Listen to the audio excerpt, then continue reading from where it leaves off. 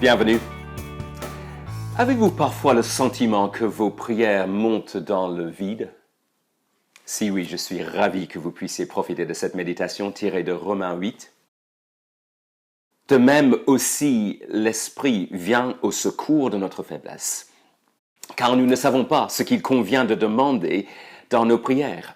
Mais l'Esprit lui-même intercède par des soupirs inexprimables, et celui qui sonde les cœurs connaît quelle est l'intention de l'Esprit. C'est selon Dieu qu'il intercède en faveur des saints.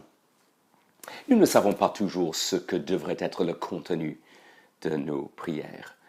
Pour que telle croyante trouve un époux chrétien ou pour qu'elle connaisse le contentement dans son célibat. Pour la conversion de 3 non-croyants lors d'une semaine d'évangélisation ou pour la conversion de 30. Comment savoir? Nous ne savons pas ce qu'il convient de demander, nous dit le texte biblique. Mais, dans un sens, peu importe. L'Esprit intercède pour nous alors que nous prions, et il le fait avec des soupirs non exprimés. Donc je ne pense pas que ces versets aient trait au parler en langue. Par ces soupirs que nous n'entendons pas, l'Esprit traduit nos prières mal ciblées en prières bien ciblées. Les prières sont rendues selon Dieu, lisons-nous, conformes à la volonté de Dieu. N'est-ce pas remarquable? Vos prières de ce soir ne seront pas une perte de temps. Elles ne monteront pas dans le vide, mais dans le mille. Or, ce passage n'est pas une invitation à ne plus prier intelligemment. D'autres passages nous instruisent sur des priorités pour ce qui est du contenu de nos prières.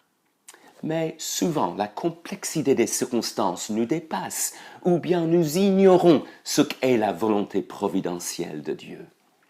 Exemple, je connais un frère dans un autre pays qui souffre terriblement de la schizophrénie. Je prie pour lui depuis des années et des années. J'ai surtout prié afin qu'il guérisse et afin que sa vie se stabilise.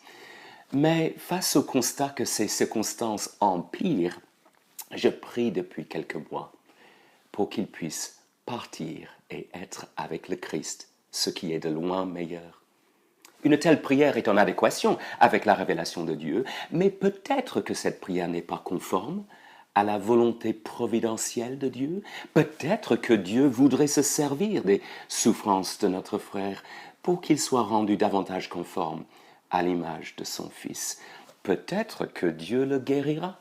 Je n'en sais rien, mais je prie quand même, sachant que mes prières ne sont pas en vain.